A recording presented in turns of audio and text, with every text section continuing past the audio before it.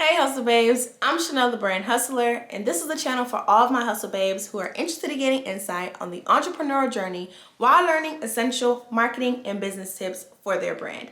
If that sounds like you, then go ahead and hit the subscribe button and join the Hustle Babe community. So in today's video, I am finally going to share with you the story about how I became a full-time entrepreneur, right? And so I actually was an entrepreneur back in high school because I started a nonprofit organization back in high school. But I am going to be telling you specifically about how I basically ditched the 9-to-5, how I came to that realization, how I prepped for it, all that stuff, and how I got the heck out of there, okay? So I'm gonna be sharing that with you today. So if you are excited for that, make sure that you leave in the comments. Tell me, do you still work a 9-to-5? Are you plotting on leaving? Do you intend on, not leaving at all? Or are you already a full-time entrepreneur?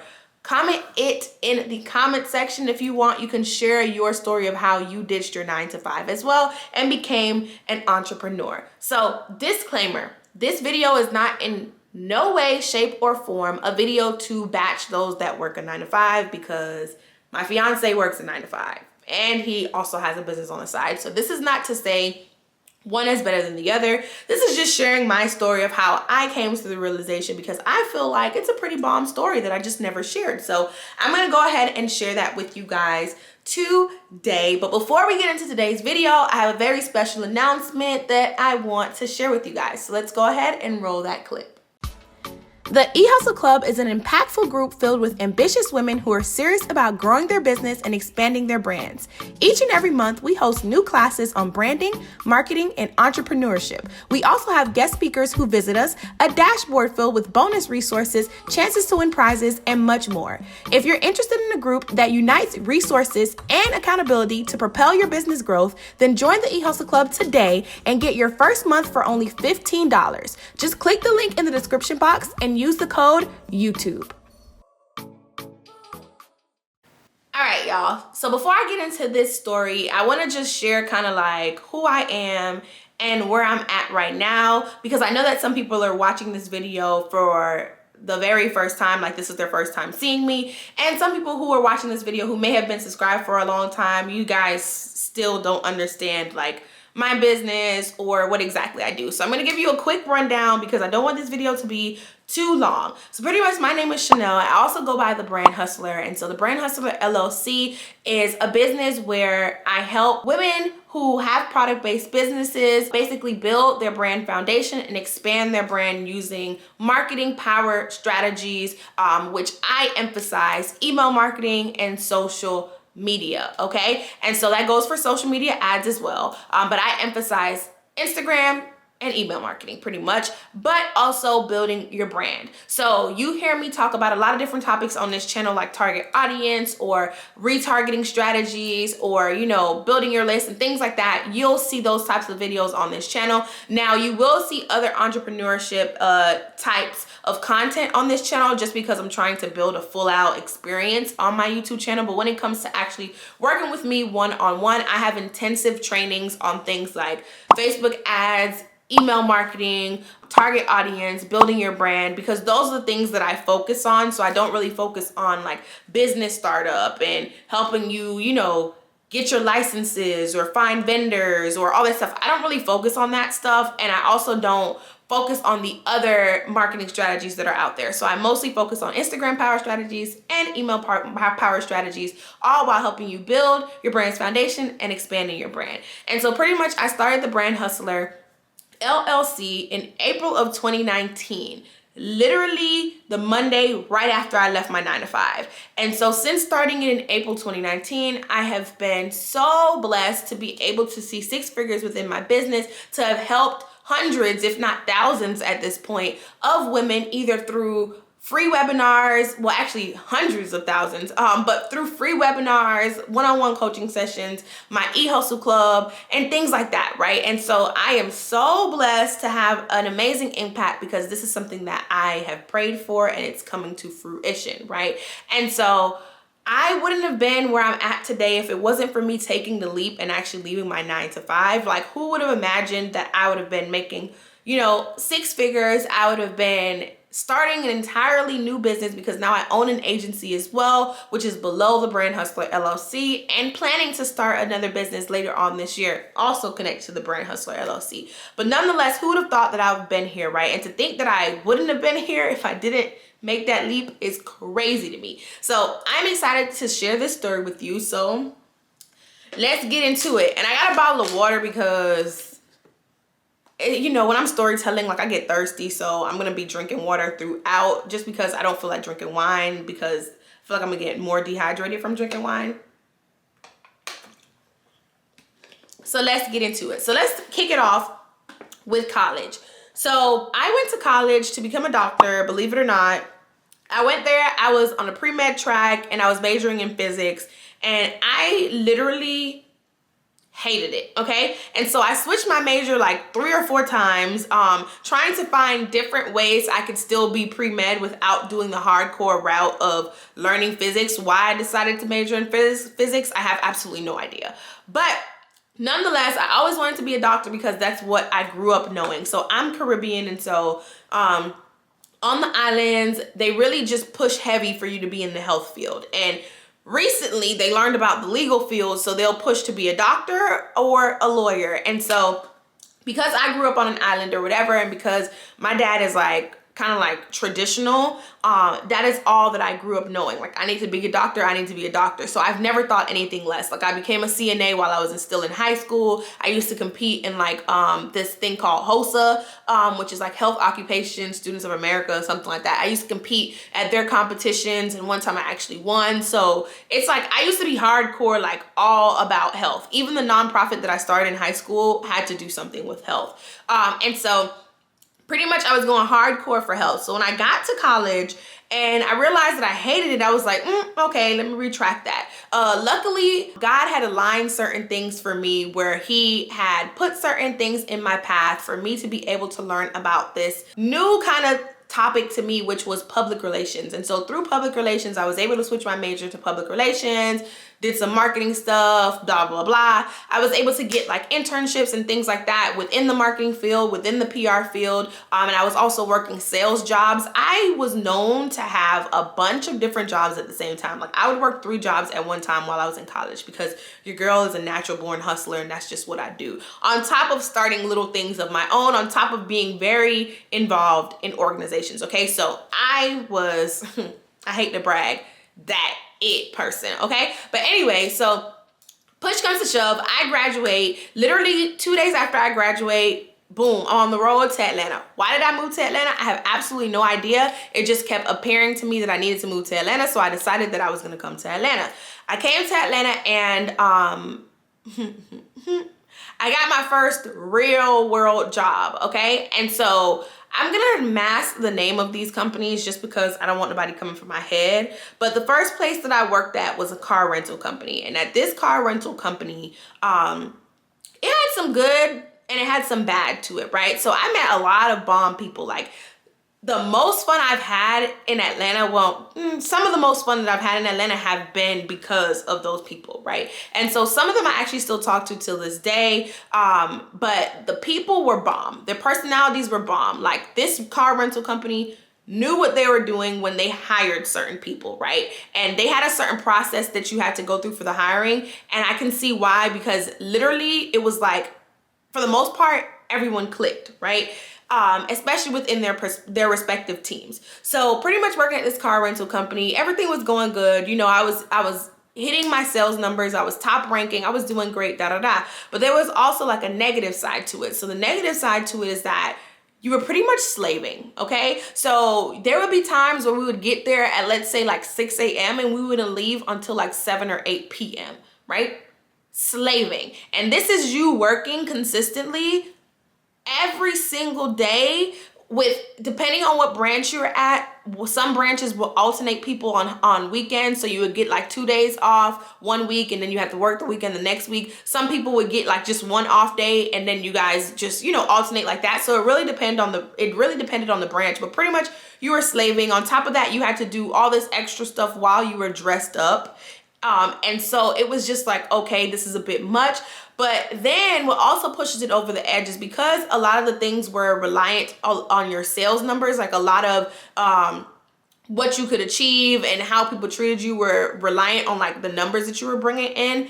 It became catty at sometimes and petty at sometimes. And so that was kind of like the downfall with it. And so for me, the reason why I ended up leaving that company was because I was sick and tired of being treated like a slave. But then I got ticked off at a particular person once they made me switch locations. I switched locations twice at this company, and the second location I was at, the person was just the biggest butthole alive. And I was like, look, I'm not gonna be out here slaving for no $14 an hour and you're over here being stank to me. I'm just not gonna have it. And so I decided that I wanted to leave. It was funny because at the time where I left, there was like a snowball effect of people leaving as well. I wasn't the first, I was like the second or maybe the third to leave, but after I left, it was literally like like downhill of everyone that I had came in with pretty much. So that's that job. Now let's transition from that job to the next job that I got when I was in Atlanta. All right, y'all. So then after the car rental job, I had a job at a marketing agency. So it was a small marketing agency, and I was actually the first Black person and the youngest person that they've ever hired. So go figure.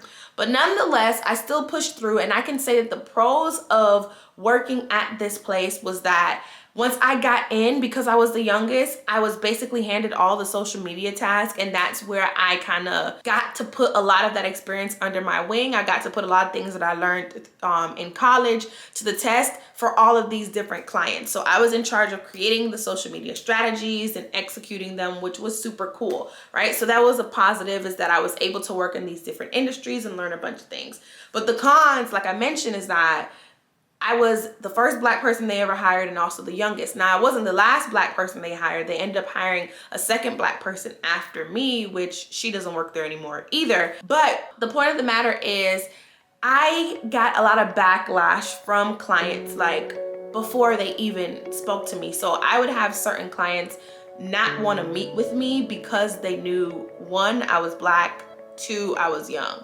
And I'm not making this up. And so basically that's discrimination. But at the time, like, I wanted to do something about it, but I wasn't in the headspace, and I kept thinking about how much money it would take for me to actually hire a lawyer and get somebody to do something about it. So that job, I experienced a lot of that. I experienced a lot of discrimination against my age and against my race, and at one point my gender. So it was just so many different things that was stacked against me, and so I just couldn't take it because I didn't want to help clients better their business if they didn't even respect me. And then on top of that, it kind of trickled down to the company as well. So the owner of the company, she kind of had an issue with paying people. So like, she would come up with an excuse as to why I wouldn't get paid for, like, let's say a vacation that she approved months ago, or, you know, why I'm not gonna get paid for this extra 2 hours that I spent working. Like, it was a lot. And so I literally wanted to build up a case against these people, but it didn't happen, and it's okay. So pretty much that's why I left. It was a sum of a bunch of different reasons, and honestly, I just didn't feel comfortable there. Like, I went from being at company A, where all the people were so cool, at least the people on my team were so cool at the car rental company, and then I moved on to company B, where it was like I didn't fit in with anybody because, you know, I'm the youngest, and then I'm also Black, and it was just like, it was just a weird vibe. Like, there was a huge age gap. Like, it was at least 30 years between me and the next person. So it was just like, not for me.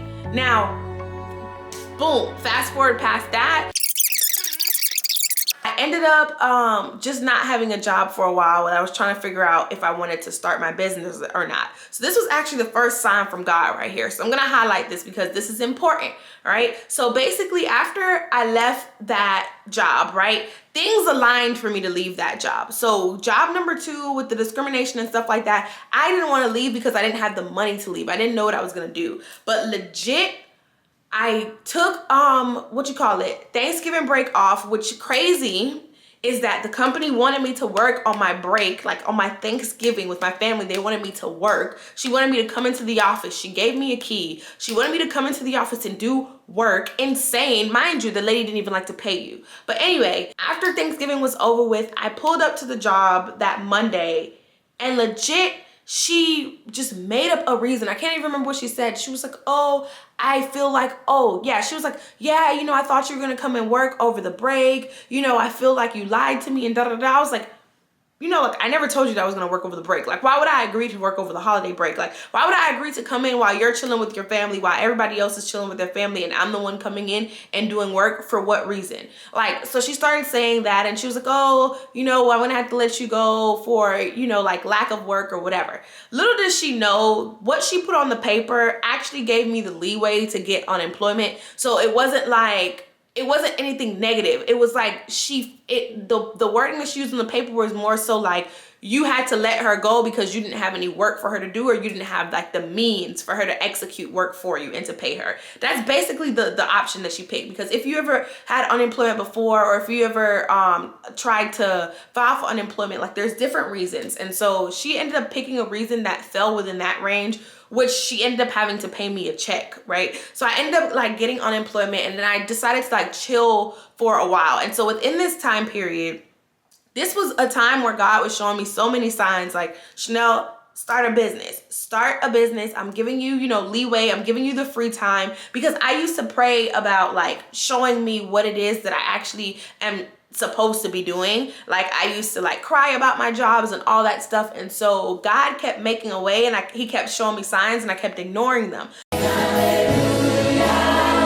So like continuously he would show me signs or whatever. And then he even made me pick up the camera and start YouTube. So I actually started my YouTube channel like way back when. This was like maybe 2017 or something. I started my YouTube channel, but it was mainly about like crafts and stuff like that, and just getting to know me. But I never kept up with the consistency. So that's actually the channel that I turned the Brand Hustler into. So when I had that channel, I had like less than 100 subscribers. I think I ended up getting to 100 subscribers. So that was cool, but it's nowhere near what I'm doing right now. Okay. And even though I had the 100 subscribers to start off with, that did absolutely nothing for me, because this was a completely different genre of a channel. So the Brand Hustler is completely separate. So I don't want people to watch this and think that I got a head start, because I didn't. Okay. But anyway, so like he led me to pick up the camera. He was giving me all these ideas, and I would start to act on it, and then I would kind of fall back, because I was like, maybe I shouldn't do this. There's no stability, all this stuff. I would start questioning a whole bunch of things. But pretty much that was like his first sign. Well, not even, maybe not his first, but that was like the first group of signs he would send me. So moving on from that, I still decided to be hard-headed, and I applied for another job, and I got hired. And so this job was a marketing coordinator at a petroleum related company, right? And so you probably heard about this company before if you've attended any of my webinars or anything like that. So for this company, I got hired, and let me tell you how it was like pulling teeth to get the salary that I wanted. I asked these people for $45,000. And they were acting as if I had asked for $100,000. Like, to the point where they gave me the exact decimal amount of how much it would be hourly to make sure that I would make just $45,000, no more. So pretty much what they decided is, I think it was like $26.13 an hour. So basically, once you multiply that times 40 hours a week times the amount of weeks that's within a year, it got you to $45,000. But here's the gag, right? Like, sometimes you weren't going to be able to work that for the 40 hours a week, and there's some days that you're going to have to miss work, right? Sick days or whatever, or just days in general that it's like, every single year isn't completely divisible by the same amount, basically, because of leap years and all this stuff. So pretty much there was a lot of different leeways to me not making $45,000 pretty much. And so once I got hired, I actually was hired underneath like the VP of marketing. Y'all, he left within my first 3 months of being there. Like, I got hired, I think, in like March, and I believe he left like late April or May or something. And so it was insane because we were the marketing team. It was me and him. So when he left, everything fell on me. So I had to take the responsibility of the VP of marketing. Mind you, I was hired to be a marketing coordinator. I had to take the responsibility of the VP of marketing, and I didn't get a raise for it. And the VP of marketing was making well over 6 figures. So I was just like, if you lost a 6-figure salary, you could have at least afforded to pay me an extra $10,000 a year or something.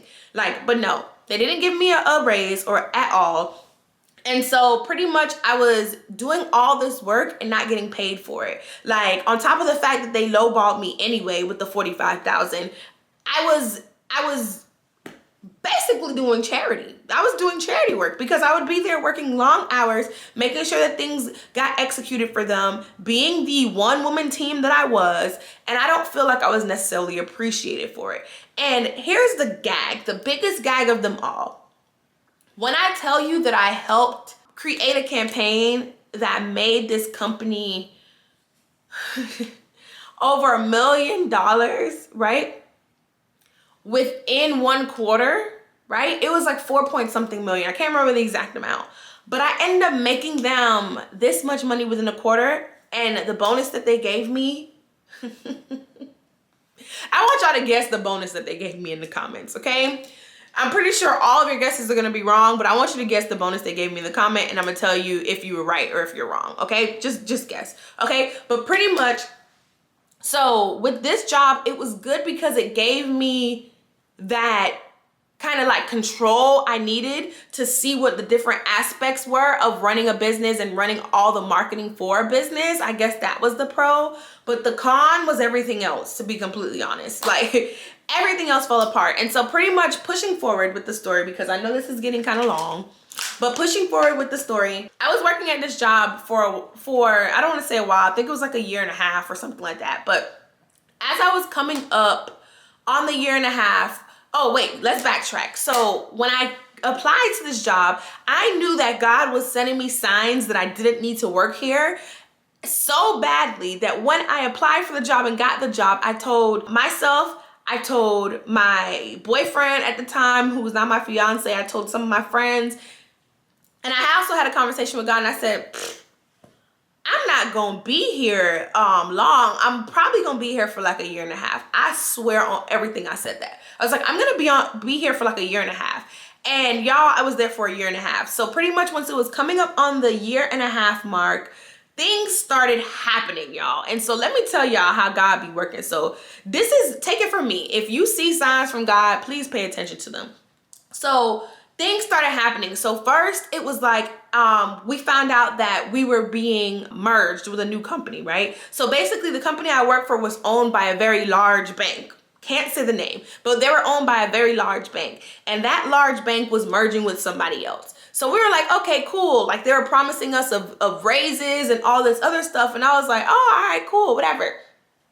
They end up deciding that even though they're merging with the bank, even though the bank is merging with another bank, they don't want us as a sub company anymore. So they dropped us. So once they dropped us as a sub company, it basically meant that we lost all funding from that major bank and the major bank's merger. So we had to find another bank that would fund all of our deals and all this stuff and fund payroll, all that stuff. So the CEO got to work. He ended up finding a company that they came, they met with us, they decided who they wanted to keep, all this jazz. And of course, I was one of the ones they wanted to keep because I was the only person doing marketing, so you had to keep me. So anyway, they decided who they wanted to keep, and it literally got down to the hour where they were supposed to kind of sign the paperwork and fax it over, and these people pulled out on the deal, y'all. So let me explain what happened.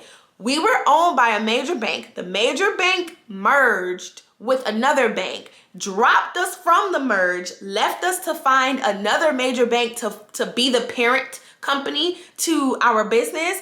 And so basically we found one, and up until the hour that it was supposed to get signed, the paper to confirm everything. Mind you, press releases was already written up because I wrote them. All this stuff was already written up. They pulled out of the deal, y'all. So when that happened, the CEO went crazy. He didn't know what to do. He was like, I'm just gonna make the company private again. Like, I'm not gonna have it be a public company anymore. I'm gonna make it private again. Now, what that means is when he pulls it private, he doesn't have access to these big boy funds anymore. So it means that he had to make some critical decisions. He had to cut some people and he had to cut some checks. So once again, he wasn't cutting me because he needed me. So he was like, I want you to stay on, da da da da. But basically, in a nutshell, you're gonna have to do double the work that you're doing right now and not get paid more for it. And so when he told me that, I was like, okay, bet. Like, I saw that coming. But he was like, I promise, like, as we grow, da da da, like all this stuff. So I was like, all right, bet. So once he told me that, I said, Chanel, stop playing with God. Stop playing with God, Chanel. This is a sign. Like, things are happening, like things are dropping. Like things are dropping within this business for a reason, for you to kind of wake up. So then as I thought about it that night, I said, okay, well, maybe I should actually think about leaving, right? And so just to give you some backstory, a couple months, so we found out about the merger, I want to say like September of 2018, right? And so when we found out about the merger in September of 2018, all this stuff ended up happening from September 2018. We got dropped from the original merger, I think like November or December. We found the other merger like within like February-ish. But mind you, in January, I had launched my shoe boutique because once I started seeing all the funny business that was going on, I took the first sign God gave me and I started a business. But I started a shoe business because I was in love with shoes. And I was just like, I feel like there's a missing gap between like very unique shoes. Like everybody was like playing into like the high fashion trends. And I was like, what happened to those classic shoes, those shoes that pop out? So I basically created a shoe business for that because I saw like things were falling. So I took the sign God gave me back in that fall of 2018. Just to clarify that I took the first sign within this stage of the whole story. So anyway, moving on from that, I launched my shoe boutique. It was doing well for a very new business. And so I launched January of 2019, right? So I had prepped and everything from when I thought of the idea back in fall, and I prepped and I launched January 2019 with my shoe boutique. So pretty much the second merger ended up falling through like in February. And so that is when I was like, okay, boom. You are faced with a decision, Chanel. You need to decide whether you're going to tell this man that you're going to stay or whether you're going to tell this man that you're going to go. So when he had presented that idea to me of staying and working more and getting paid the same or even less, I said, all right, cool. Give me some time to think about it. So he gave like anybody who said they wanted to think about it, like I think a deadline of like 2 weeks or something like that. It was like 2.5 weeks. And so after I did some initial thought, I said, boom, I'm gonna fast for 2 weeks. I'm not gonna listen to secular music. I'm going to, talk to God, pray every day. I'm gonna fast from certain foods. I went on a 2-week fast, y'all. And that was just for me to kind of get what I needed from God himself. Okay. So I went on this fast and I would literally listen to sermons and everything and pray every day and all this stuff. And things started happening. Okay. Things started happening. So meanwhile, I am fasting, right? One of the major concerns for me leaving a 9-to-5 and doing my own thing completely was a stability factor, right? So I was so concerned with stability. I was like, what in the world is going to happen? Because I was at a place where I was paying half of everything. And so I was like, if I don't have a job, how is my boyfriend supposed to afford this stuff, right? And so while I'm fasting, y'all, my fiance now, but boyfriend at the time, ends up running into the freaking VP of his company. And he works at a major company, like a large company. So running into the VP And he also ran into the owner. Like, I think it was the same week. So running into the VP and the owner is a major, okay? And he works for like a computer company, let's say. So running into those two people are major. So when he ran into the VP, the only black VP I believe that they had at the time, him and the VP had a conversation. And within that conversation, the VP basically told him, look, I'm gonna look out for you with a promotion. This is what you need to do this, do that, boom. My fiance ended up doing exactly what he said, and he got the promotion, y'all. And this was within the time where I was fasting. It happened so fast. And the promotion that he got ate my salary. So y'all, I was making $45,000. I think he was making like somewhat around like 50 or something like that. And so it ate my salary. So that right there was God saying, look, I'm gonna give you something that is equal to what he's making and what yours making, so that you can shut up and you can actually listen to me. So pretty much once I saw that, I was like, boom, okay, well, he answered the question about stability. And then there were some other questions that I had as well about like if I can actually do this, if this was the right thing. And so he was also answering those questions here and there, because at first I thought I was gonna quit and just do the shoe boutique. But let me tell you, I kept doing like in-person events. Like I would do pop-up shops. I would be a vendor at pop-up shops. And what kept happening at those pop-up shops is that girls would walk up to me, ladies would walk up to me and ask me questions like, oh, how did you get this customized table runner? Oh my goodness, how do you have so many followers on Instagram? Have you been open for years? Have you been open for a year? And I would tell them, oh, I've been open for like a month and a half. And they'd be like, huh? And they're like, what? But like, what are you doing? I'll tell them, oh, about my email marketing strategies. I'll tell them about what I did for my launch. And they would literally be so amazed, right? And so pretty much because that kept happening, I was like, there's a need, right? There's a need for people like me. Like I need to get out here and educate other women on how they can brand themselves, brand their businesses successfully, and then use marketing strategies to expand their brand. Because I was taught this in college. I got the experience through these multiple jobs of sales and marketing and stuff like that, but everybody isn't fortunate enough to have that experience, and everybody doesn't care to have that experience because people they have different roles in life, right? And so pretty much that was presented to me like within that whole springtime. So that's when I had the question about, okay, what do I do with the shoe boutique? Boom, he answered that. You're shutting it down and you're starting a new business. He answered the question about stability. He answered the question about a whole bunch of other stuff. So then that's when I was able to walk in chest high, sit down. Like this is the most confident I've ever been, y'all, because I had prayed all the way up until it was time for me to have my meeting with the CEO of the company. And I sat down with my head held high and said, look, your girl ain't staying, pretty much. And believe it or not, he actually started begging me to stay. And then he even said, what if you can still come into the office maybe 2 or 3 days out the week, and it would kind of be like you could work on your business at home, but then you can also come in and work for me. And I ain't gonna lie, it sounded tempting because I was like, okay, well, you're giving me somewhat of a stability because you're gonna give me like a check still, and at least maybe if I don't get any clients, at least I have you that I can kind of call my client or whatever. But I was like, nah, shut it down. I was like, nah, I'm good. Thanks for the offer, but I'm good. So once I told him that, we decided that my last day was going to be like April 12th or something like that. Whatever Friday that was of 2019. It was April 12th or April 15th, one of those days.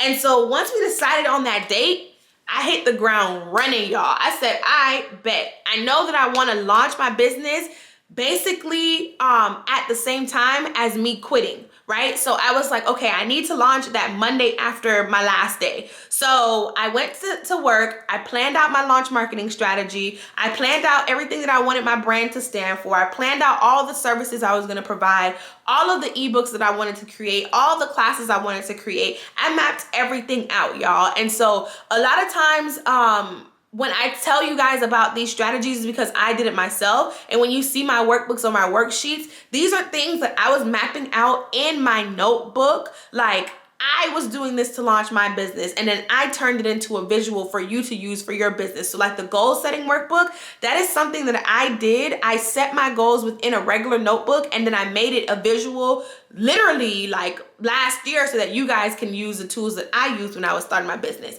But nonetheless, From there, I took off the ground running. Luckily, I was able to get some money out of, they had to give me like severance pay. And so I was able to use some of my severance pay to kind of put aside for rent and stuff like that in the case that I needed it. But then I was also able to use that money to invest into my business. Okay. So I invested a portion of that $6,000 into my business. And then that's how the Brand Hustler was formed. So the Brand Hustler started in April of 2019, and I got my LLC in May of 2019. And I got my first client, who was actually my friend now, in May of 2019. But before then I had sold like some classes and did some free webinars and things like that. But pretty much it took off from there, y'all. But yeah, so from that point, it took off from there, and I just continued to execute different strategies that I had mapped out. I kept on using my AAR strategy, which is auditing, analyzing, and reinventing my business. And then I was able to grow my business consistently. I hit 10K within like my first 6 months on Instagram. I was able to build like a strong email list. I was able to see, you know, all of my sales goals come to fruition, which was the bomb. And so now it is incredible that I get to sit back, look back on where I was when I started and where I am right now. And I'm just so thankful. I'm just so blessed. And I'm so happy that I actually took that leap, right? So if you're at a space where you're wondering if you should take a leap or not, this is your sign that you need to go ahead and take that leap. You know, pray to God, ask him exactly what you need to do, what the clarity is that you need, and what the roadmap looks like, and just trust the process, right? And so, y'all, if I could do it, you could do it, because I'm no better than you. I bleed just like you bleed. It's just a matter of putting forth the energy and actually executing the steps, right? I was just saying how blessed I am, and to think that none of this would have been possible if I kept ignoring the signs, right? So I'm sitting right now in like my own office space. Like, I am able to buy something without needing to think about where the money is gonna come from, right? And so that is so major, y'all. Like, to think, like, to go from arguing for 45,000, or to go from making $14 an hour where I'm slaving for somebody else's company for 12 hours, to being at a spot where you're making half, you know, of that salary within a month, is insane to me.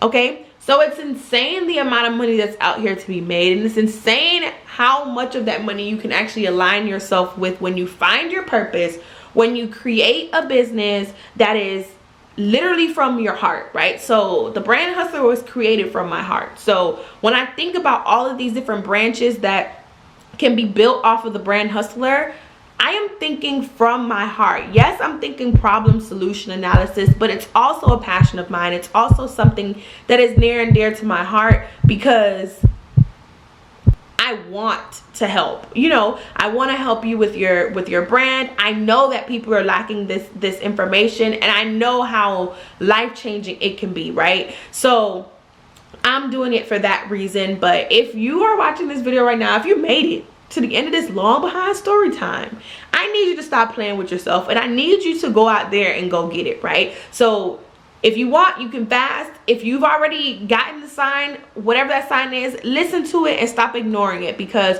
you only miss the shots that you don't take. Okay, so you are going to live your life and keep wondering, what if I would have started this business? What if I would have left that job when I wanted to? What if I would have did this? Instead of saying, okay, I did that and this happened, right? I'd rather be a I did that and this happened type of person than a what if type of person, because a what if type of person is always a person who's trying to figure out what the heck would have happened, and they're never satisfied, because you would never know what would have happened because you didn't do it, right? So just do it. Please just do it. So I'm asking for other people advice on whether you should jump or not, because to be completely honest, what God has set for you and what vision he has given you is strictly that. It's yours. So that means that the next person isn't going to be able to see that vision. So the next person may say, oh my goodness, don't do that. Don't leave your job, or don't start that business. Don't invest this amount of money into your business. Don't do this because you don't know if it's going to be successful. You know, that business doesn't make any sense, right? They can tell you this stuff because they don't have the vision. But if you have the vision for it, if you know that you know this is what you're supposed to be doing, do it, and don't ask for nobody else's approval for it. I didn't at all. I said, this is what I'm doing, and that's it, point blank, period. Now, what I did do was, the day that I was telling the CEO that I was walking up out of there, I did call in some reinforcement to kind of make sure I was making the right decision. And so, you know, I called some people that are very close to God, right, to, you know, pray with me or whatever. And I also, you know, called like some of my friends or whatever to just talk through how I was about to do this thing, and just to give me the confidence that I needed. Like, I was crying in the parking lot the day I was gonna go in there and tell this man that I wasn't gonna work for him no more. I was crying in the parking lot. And after having that powwow with some of my girls and going through prayer with them and with God and myself, like, I was able to hold my head up high and walk into that office like, that's it. Period. I'm out of here. But yeah, so that's pretty much the story. I know that it was kind of long, but I wanted to kind of give you like the outline of how things happened for me, at least after I graduated. Because if I was to tell you before then, I'll be here talking forever, which I feel like I was talking forever any goddamn way. But anyway, I hope that hearing my story was helpful. I do have a free training coming up on Tuesday, which is going to be all about launch essentials. I'm going to be showing you how you can brand your business and launch your business the right way. Okay, the strategic way. So if you're interested in that, you definitely want to open up the description box and sign up for that free training that I'm having. It is live and you don't want to miss it. Okay, if you're not subscribed to this channel already, make sure you go ahead and hit the subscription button down below. Follow me on Instagram at The Brand Hustler, and you can follow my personal Instagram at I am Chanel Q. Share this video with someone that you feel like should hear this very long story, and tell them they better have a glass of wine ready because they're gonna be sitting here forever. But share this video with someone, give this video a thumbs up, and other than that, I'm gonna see you later, hustle babes. Bye.